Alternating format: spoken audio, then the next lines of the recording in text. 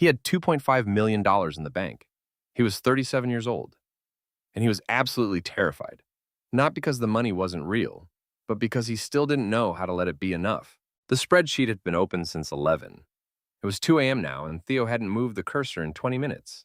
Just sat there. Gray Henley, the blue glow of the laptop painting the underside of his face, while San Francisco blinked quietly through the glass behind him. The numbers were right. They were always right. $2.5 million, give or take a rounding error, sitting in accounts he could verify in 3 clicks. He'd verified them twice already tonight. The math said everything was fine, and some part of him, the part that had been awake since the diagnosis, since the restructuring rumor, since the first gray hair appeared at 34, that part was not listening to the math at all. To understand why Theo was sitting there at 2 a.m., terrified of a number most people would retire on, you have to go back about 6 years. He was 31, sharing a converted warehouse office in Somia with 2 friends, Colin Adesanya and a 3rd engineer who'd since moved to Austin. And they were building something that might actually work. The idea was logistics software, unsexy but necessary, and they ran it lean for 3 years before a mid-sized freight company offered them an exit that made all 3 of them go very quiet on the call. Theo's share, after taxes, landed in his brokerage account on a Wednesday afternoon. He remembers refreshing the page 4 times to make sure the comma was in the right place. Then he closed the laptop and went back to work the next morning because the alternative was sitting still, and sitting still had always felt like falling. About 3 years after the exit, 2022 or early 2023, Theo was never precise about the date. His financial advisor Priya asked him a question he didn't know what to do with. They were sitting at that glass table in her Market Street office, the city gray and bright outside, and she'd just walked him through a set of projections that showed, in calm numerical language, that he had already won. He remembers she put the tablet down and said it plainly. The number is already there, Theo. The question is whether you'll ever let it be enough. He smiled. He said something diplomatic about wanting to keep building runway, and then he steered the conversation toward rebalancing his allocation because that was a question he knew how to answer. He didn't think about what she'd said again, not until much later when he would have given anything for an early answer. January 2025. Nadia had a persistent pain in her side that she'd been attributing to a pulled muscle for 4 weeks, and the doctor she finally saw did not look like someone delivering ordinary news. The word came 2 days later after a scan. Rare, aggressive, and requiring immediate treatment. Theo was standing in a hospital corridor when the oncologist first said it. Fluorescent light, the distant hum of a cart somewhere, and he registered the word the way you register an accident happening in front of you, frame by frame, the mind trying to process faster than time allows. He thought very specifically, I need to update the insurance coverage. That was the first thought. Not fear, not grief, a task. Some circuit in him had already rerouted around the feeling and gone straight to logistics, because logistics was something he could manage, and this was something he could not. Dr. Renata Lowe had the particular skill of delivering terrible information in a way that felt, in the room, almost bearable. She was methodical, silver-bobbed, and she spoke in clear, complete sentences that left no room for ambiguity, and somehow no room for panic either. Theo sat across from her in that consultation room, Nadia beside him, her hand finding his, and he heard every word. He actually took notes. He wrote down the drug names, the number of cycles, the percentage figures she offered carefully and without false comfort. And then they walked out to the parking structure and sat in the car, and Nadia said, okay, once very quietly. And Theo stared at the notepad in his hand and realized he'd written down survival odds as though they were a quarterly projection. As though if he just modeled this correctly, he could find the version where the numbers worked out. The first infusion took 6 hours. Theo sat in a chair beside Nadia's recliner in the infusion ward with a paperback he'd grabbed from the apartment, something about supply chain history he'd been meaning to read for a year. And he got through maybe 8 pages in 6 hours, because every time a machine beeped, he looked up. Nadia was quieter than usual during those early sessions, conserving something. She kept a small blanket over her legs and a cup of ginger tea going cold on the tray beside her. And sometimes she slept, and sometimes she just watched him not reading with a look that was hard to hold. He learned over those months that showing up in that chair was the only financial decision that didn't require a spreadsheet, the only allocation of his time where the return was obvious and the right answer was just stay. He kept going to work. He told himself it was for the routine, for the structure, because chaos elsewhere made routine elsewhere more necessary. And there was truth in that, maybe 30% truth. The rest of it was simpler and harder to say. If he stopped, he would have to sit in the apartment in the hours before visiting Nadia and feel exactly how much was outside his control, and he had no idea what to do with that. So he stayed at his desk until the office emptied out and the city lights came on, responding to emails that didn't need same-day responses. And he called it focus and diligence, and he almost believed it. The fear he wasn't feeling sat very patiently in the corner, waiting. The call came on a Tuesday in July. Nadia was sitting on the kitchen counter. She always sat on the counter, a habit Theo had given up fighting years ago. And the phone was between them on speaker because Dr. Lowe had said she'd call with the scan results by end of week, and it had been Thursday and then Friday, and now it was Tuesday the following week, and they had each been carrying that weight in their own private way. Dr. Lowe's voice was even, professionally warm, and she said the words clearly. No evidence of disease. Nadia made a sound Theo had never heard from her, something between a laugh and a gasp, and then started crying in that particular way of someone who has been holding something very heavy for a very long time. Theo stood with his back to the window in the afternoon light and could not speak. That was the first moment in 6 months that something inside him unclenched. Relief has a shelf life no one tells you about. For maybe 4 or 5 days after the call, the apartment felt lighter. They ordered from the Thai place on Clement Street 2 nights in a row. They stayed up late watching something neither of them would remember later, and for the first time in half a year, Theo fell asleep before midnight. And then quietly, something else arrived. The oncologist had mentioned it once, in passing, during a treatment consultation. The particular chemotherapy protocol and its effects on fertility. The low odds of carrying to term. They had filed it somewhere and not looked at it. Now they looked.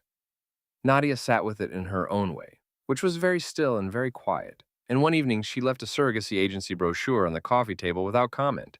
Just set it there. Theo looked at it and then looked at her and understood that they were beginning something new, and that the shape of the family they'd been assuming had changed while they were fighting to stay in it. The research phase had a rhythm to it that Theo recognized from the startup years.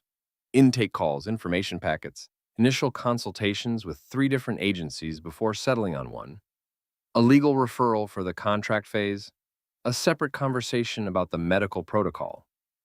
He was good at this part. He built a tracker, color-coded by category.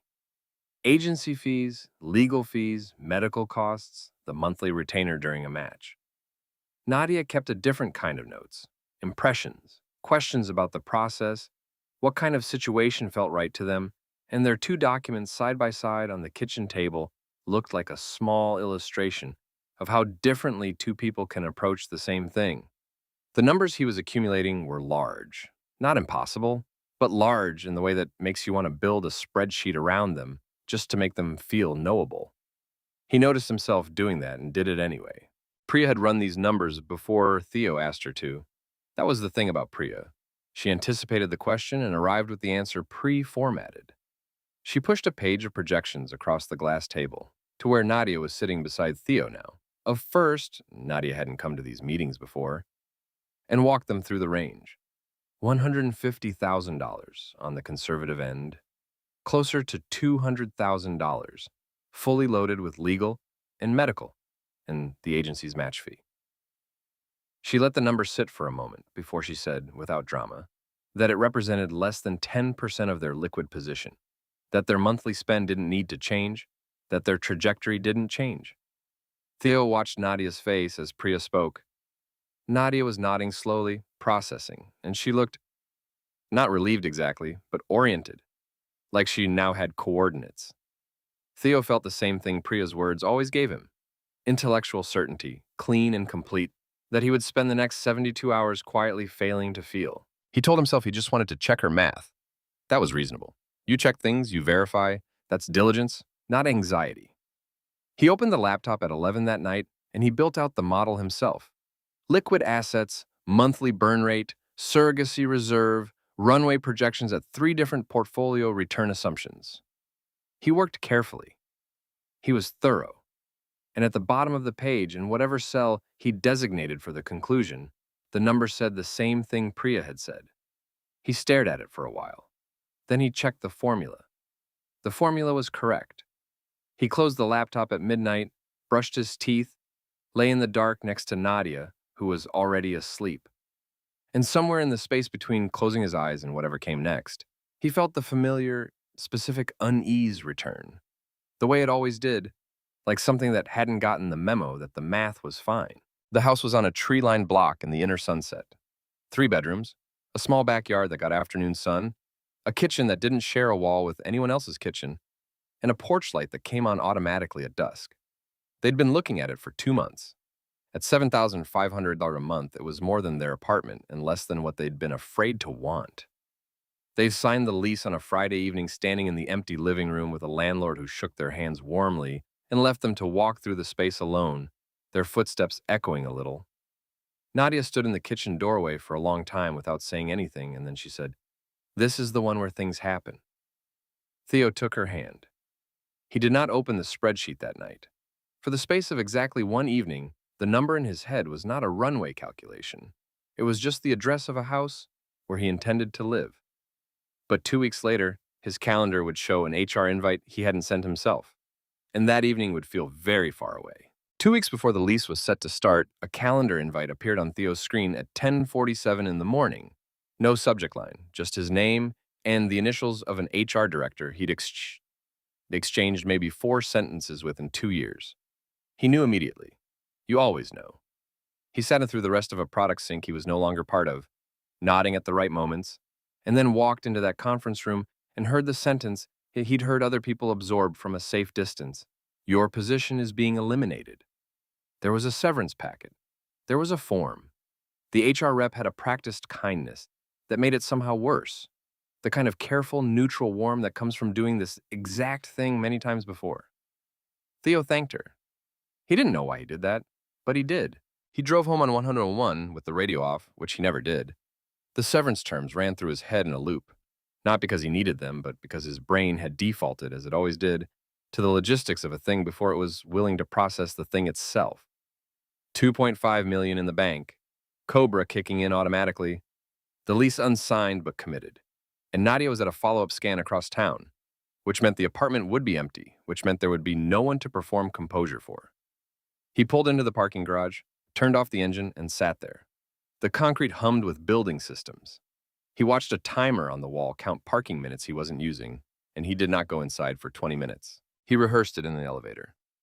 Not the facts, those were simple, but the order of them, the exact sequence that would let Nadia hear it without her nervous system immediately going to the worst version of the story. He led with the money, the way he'd planned. We're completely fine. I want you to know that first. She was at the counter slicing a mango, still in her jacket from the appointment, and she put the knife down and looked at him with the specific quality of attention she'd developed over the last year. The kind that doesn't miss anything. He told her. She nodded slowly, and then she asked in the quietest possible voice, "I know. Are you fine?" He'd prepared for a lot of responses, not that one. He didn't answer her. He said he was tired, and that was true, so it wasn't exactly a lie. They ate dinner and talked about the follow-up scan, clear, good news, another clear scan, and he nodded and felt grateful and also felt, somewhere underneath the gratitude, a quiet hum of dread that had nothing to do with the scan at all. After she went to bed, he sat on the couch alone with one lamp on and tried to locate what he was actually afraid of. Not poverty. That was absurd. And he knew it was absurd. Not Nadia's health, not tonight. It was something older than any of those things and less specific. The feeling that he had been moving fast enough to stay ahead of something, and now he'd been forced to stop, and whatever it was might catch up. He sat with that for a long time without naming it. He called Colin the next morning, partly because Colin was the only person who already knew the full financial picture, and he wouldn't have to build context. He kept it matter of fact. I got laid off yesterday, the same tone he might use to say he'd missed a flight. There was a short silence on the line, and then Colin laughed, warm and immediate, the laugh of someone who genuinely finds something absurd rather than funny. "Theo," he said, "you are, without question, the least financially endangered person I've ever met. So tell me, what are you actually afraid of?" Theo was standing on the sidewalk outside his building, coffee in hand, a Tuesday morning moving around him like nothing had changed. He watched a delivery cyclist cut through the crosswalk. He had absolutely no answer. He didn't answer Colin's question. He said, "No, you're right, I know. Listen, I need to sort out the Cobra situation," and steered them into logistics. And Colin let him, because Colin had known Theo for 15 years and knew exactly what the pivot meant.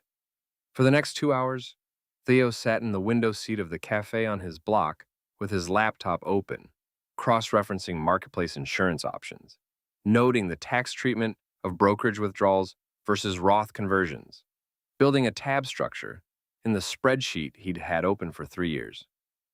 It was careful, competent work. It was also a way of not being anywhere near the question Colin had asked. The math gave him something to do, and doing something had always been the closest Theo knew how to get to feeling okay. Priya's office had the same afternoon light it always did. White table, glass wall, the low-grade San Francisco gray pressing in from outside, and she set a single page in front of him before he'd finished sitting down. No preamble. Just the math, clean and spaced. $2 million liquid in the brokerage. Monthly spend, $14,000. Zero income. She'd drawn a line across the bottom. That's 11 years and 4 months, she said, without touching retirement accounts, without any market growth. Worst case in the math, Theo, not mine. She let that sit.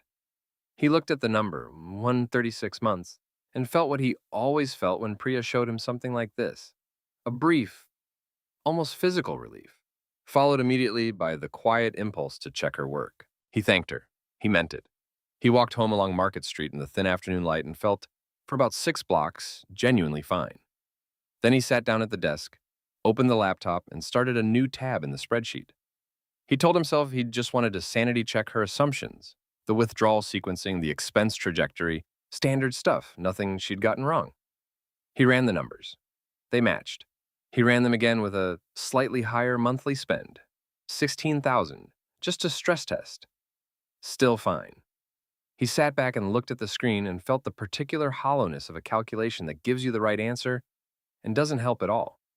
It was the 4th time in 8 days he'd run this exact exercise. He didn't close the tab. The first time he'd run a calculation like this was the week the acquisition closed, sitting in a different apartment, a worse one, with a wire confirmation on a screen that had more zeros than he'd ever seen attached to his name. He'd run the numbers that night, satisfied himself they were real, and felt nothing in particular shift. He did it again the first year his salary hit $300,000, late at night after Nadia had fallen asleep, pulling up a brokerage statement and just looking at it the way you'd look at a scar you'd stop noticing, confirming it was still there. Each time the answer had been some version of fine. Each time he'd closed the laptop and waited for that to mean something. It never quite did. He hadn't thought to ask himself why until now. He was at the desk at midnight when Nadia came down the hall in her cardigan, the big gray one she'd adopted during chemo and never given back. And she didn't say anything at first. She just pulled the second chair over from the corner, the one with the wobbly back leg, and sat down beside him and looked at the screen. He felt the instinct to minimize the window, which he noticed, and then felt mildly ashamed of. The spreadsheet was open. The numbers were the same numbers they'd always been. She sat there looking at them for a moment, and then asked, without any edge at all, "What does the spreadsheet need to say before you'll stop?" He stared at the cursor blinking in cell B14. He genuinely did not know. He opened his mouth and nothing came out that he could actually say out loud. Not because he didn't want to answer, but because the honest answer, "There is no number, I don't think there's a number," was something he'd never let himself finish the thought on before. He'd always managed to find another variable to stress test, another scenario to run, before he had to sit with that. Now Nadia was beside him with her hands in her cardigan pocket, and the apartment was quiet, and there was nowhere to redirect. He understood, in a way that landed somewhere below the level of language, that he hadn't been doing financial modeling for the last 4 years. He'd been doing something that looked exactly like it, but was actually just a way of not being still. The spreadsheet was never going to give him what he was looking for, because what he was looking for wasn't a number at all. He told her about the night the acquisition closed, the wine they'd had with Colin and the other co-founder, the dinner where everyone was laughing and he'd kept excusing himself to check his phone. He told her that even at the table, with the number sitting in an account with his name on it, some part of him had been convinced it would be clawed back somehow, a wire error, a legal complication, something. He'd never said that to anyone. He'd barely let himself think it clearly enough to say it now. "I think I've always believed," he said, "that the floor could disappear, even when there wasn't any reason to believe that." He wasn't looking at the laptop anymore. He was looking at the wall. The fear had been there before the money. The money had just given it something specific to attach to. Nadia was quiet for a moment, and then she said, "Can I tell you something about the day Dr. Lowe called?" He nodded. She said that she'd spent the 6 months of chemo building toward that phone call like it was a finish line, telling herself that once she heard the words cancer-free, she'd be able to breathe again. And then the call came, and she heard the words, and she'd started crying, and right behind the crying was this sudden, disorienting terror she couldn't explain. Being cancer-free meant she had to go back to being a normal person with normal risks. The treatment had been brutal, but it had also been a container. Every fear had a name and a protocol. Ordinary life didn't come with that. "I thought surviving would automatically feel safe," she said. "It didn't, not right away." Theo looked at her. Something in his chest went very still. They sat there for a long time without saying anything else. Two people who had both stood on the other side of something enormous, cancer, money, survival, relief, and found, once the dust settled, that neither of them felt the way they were supposed to feel. Theo had always assumed the fear was about insufficiency, about not having enough. Nadia's version of it came from a different door, but they'd ended up in the same corridor. Neither of them had to explain it to the other. It was, quietly, one of the more intimate things that had ever passed between them. He went back to the desk around 2 in the morning. Old habit. He opened the spreadsheet the same way he always did. Muscle memory, like checking a lock before bed, and the file loaded.